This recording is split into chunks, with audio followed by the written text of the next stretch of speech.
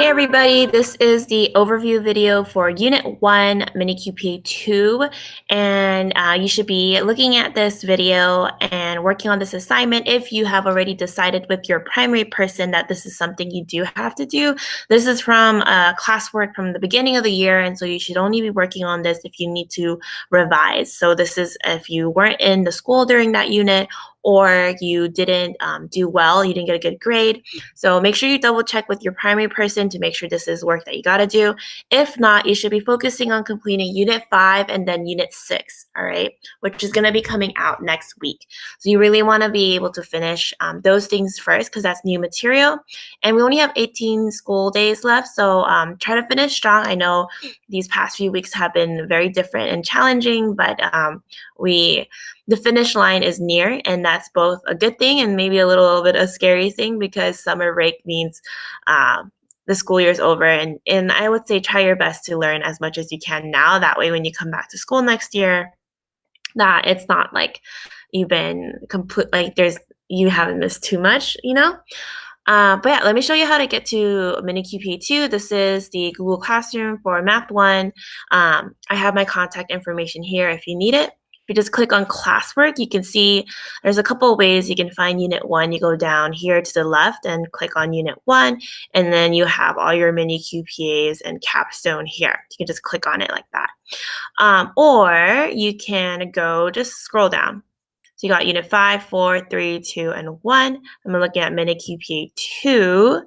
So you're watching the overview video already, and you want to use the bundle map to kind of see a step-by-step guide on how to complete this. And then you want to turn in the actual packet. I do have Spanish versions for you to use if you need that, so feel free to do so. But let me show you what this bundle map looks like. Okay, so I kind of talk about what the unit is about. It's about, angle relationships and triangle theorems. And in this one, you're specifically looking at angle relationships.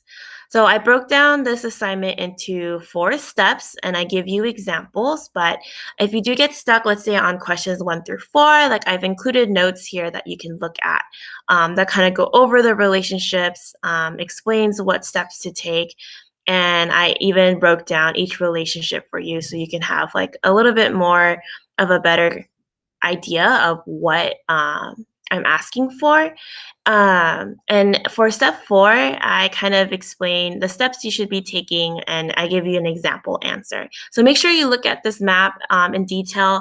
It might seem overwhelming, but it's really helpful and it's going to be helpful for you because it's going to help you learn how to be an independent student and, be able to do things on your own, with teacher assistance, but more so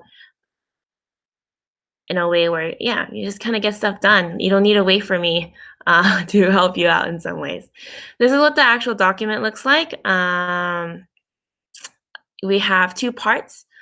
The first one is based on this map. You're just telling me out of these restaurants, which of them have vertical relationships to each other, et cetera, et cetera. Make sure you're giving 2 examples for me here. And then on part 2, you're answering questions 1 through 3 based on this diagram and whatnot. And then I have notes at the end of the packet for you as well. That's it for me in this regard.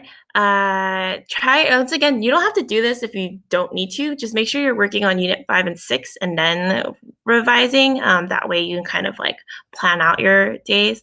But that's it for me. Hopefully you guys are doing well. And if you have any questions, contact me. Other than that, then good luck.